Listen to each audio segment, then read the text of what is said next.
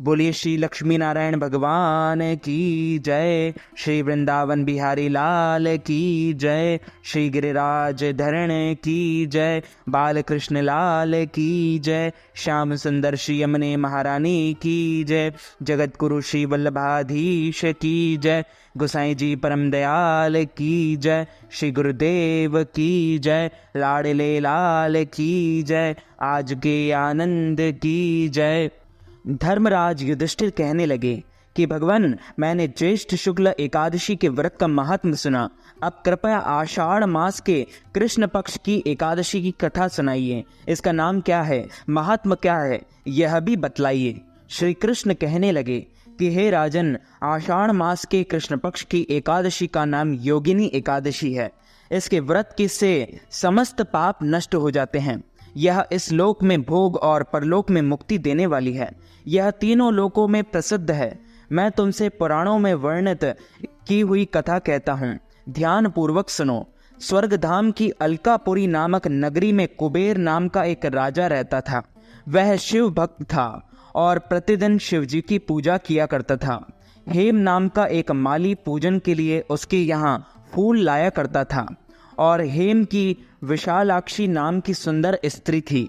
एक दिन वह मानसरोवर से पुष्प तो ले आया, लेकिन कामासक्त होने के कारण वह अपनी स्त्री से हास्य विनोद तथा रमण करने लगा। इधर राजा उसकी दोपहर तक राह देखता रहा। अंत में राजा कुबेर ने सेवकों को आज्ञा दी कि तुम लोग जाकर माली के ना आने का कारण पता करो, क्योंकि वह अभी तक पुष्प लेकर नहीं आया। सेवकों ने कहा कि महाराज, वह पापी अति कामी है, अपनी स्त्री के साथ हास्य विनोद और रमण कर रहा होगा। यह सुनकर कुबेर ने क्रोधित होकर उसे बुलाया। हेममाली राजा के भय से कांपता हुआ उपस्थित हुआ। राजा कुबेर ने क्रोध में आकर कहा, अरे पापी, नीच कामी, तूने मेरे परम पूजनीय ईश्वरों के ईश्वर श्री शिव जी का, महाराज का अनादर किया है। इसलिए मैं तुझे श्राप देता हूँ कि तू स्त्री का वियोग सहेगा और मृत्यु रूप में जाकर कौड़ी बनेगा। कुबेर के श्राप से हेममाली का स्वर्ग से पतन हो गया और वह उसी क्षण पृथ्वी पर गिरा और भूतल पर आते ही उसके शरीर में श्वेत कोण हो गया। उसकी स्त्री भी उसी समय अंतर्ध्यान हो गई। मृत्युलोक में आकर माली ने महान दुख भोगे।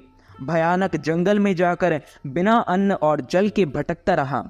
रात्रि को निद्रा भी नहीं आती थी, परंतु शिव जी की पूजा के प्रभाव से उसको पिछले जन्म की स्मृति का ज्ञान अवश्य रहा।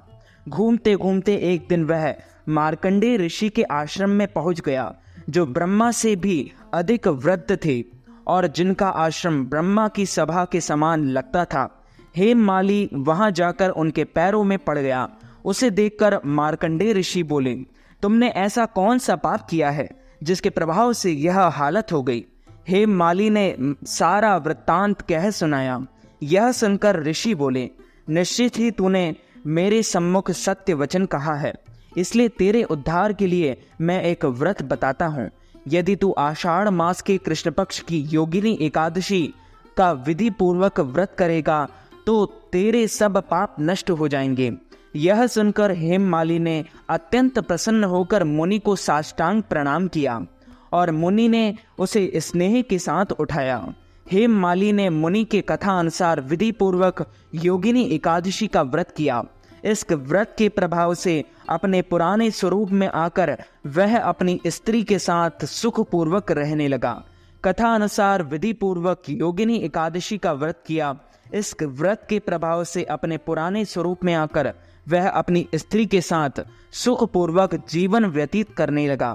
भगवान श्री कृष्ण ने कहा, हे राजन, योगिनी एकादशी का व्रत 88,000 ब्राह्मणों को भोजन कराने के बराबर फल देता है।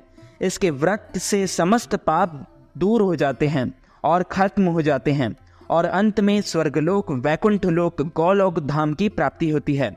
अच्युतम केशवम राम नारायणम कृष्ण दामोदरम वासुदेवम हरि श्रीधरम माधवम गोपिका वल्लभम श्री जानकी नायकम श्री रामचंद्रम भजे जानकी मनोहरम सर्वलोकनायकम शिशंकरादिसेवितम पुण्य नाम कीर्तनम श्री राम राम राम राम राम नाम तायकम रामा कृष्णा वासुदेवा भक्ति मुक्तिदायकम रामा कृष्णा वासुदेवा भक्ति मुक्तिदायकम हरे राम राम राम हरे हरे हरे कृष्णा कृष्ण कृष्ण हरे हरे।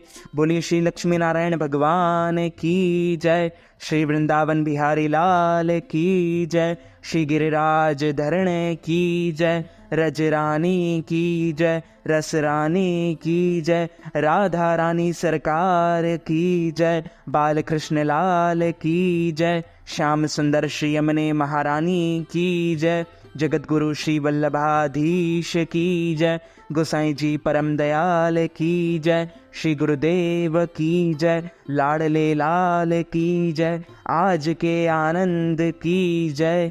यदि आप योगिनी एकादशी के निमित्त ब्राह्मणों को फलाहार करवाना चाहते हैं या अन्नदान, वस्त्रदान, गौदान, तिलदान अथवा पारणा के निमित्त योगिनी एकादशी के निमित्त कुछ भी दान करना चाहते हैं, दान दक्षिणा प्रदान करना चाहते हैं, तो आप हमारे गूगल पे, फोन पे, पेटीएम या अकाउंट नंबर के माध्यम से नगद राशि प्रदान करके योगिनी एकादशी का संपूर्ण पुण्य लाभ प्राप्त कर सकते हैं।